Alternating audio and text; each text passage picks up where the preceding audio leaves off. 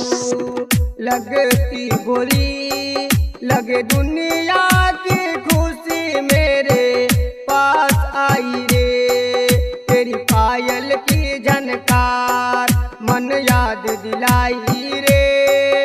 तू रहती हो कहीं लगे कि पास आई रे। डीजे कंचन राज मुजफ्फरपुर।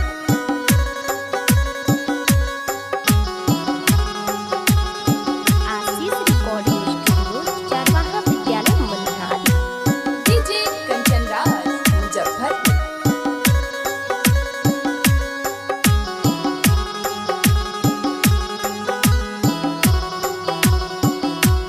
तू सकिरो गुलाबों में वो गुलाब है।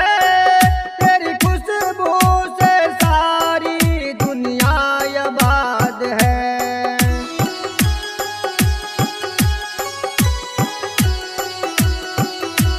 तू सकिरो गुलाबों में वो गुलाब है। तेरी खुशबू से सारी दुनिया आबाद है।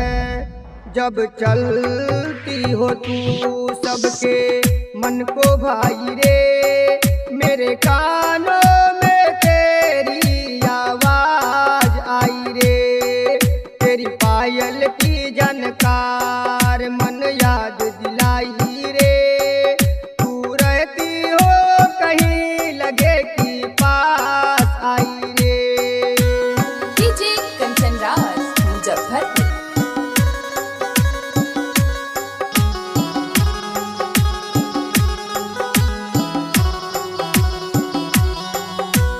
डीजे कंचन राज मुजफ्फरपुर।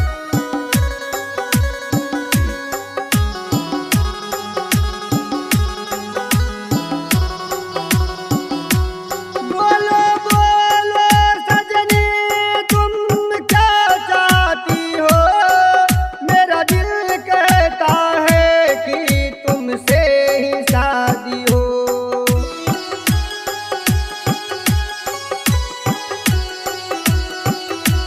बोलो बोलो सजनी तुम क्या चाहती हो। मेरा दिल कहता है कि तुमसे ही शादी हो। बड़ी चाहत तुमसे बनी है मेरी, क्योंकि हद से तू ज्यादा प्यार दी रे। तेरी पायल की झनकार मन याद दिलाई रे। तू रहती हो कहीं लगे कि पास आई रे। Presented by Lalita music Bhojpuri. Lalita music Bhojpuri. Lalita music Bhojpuri.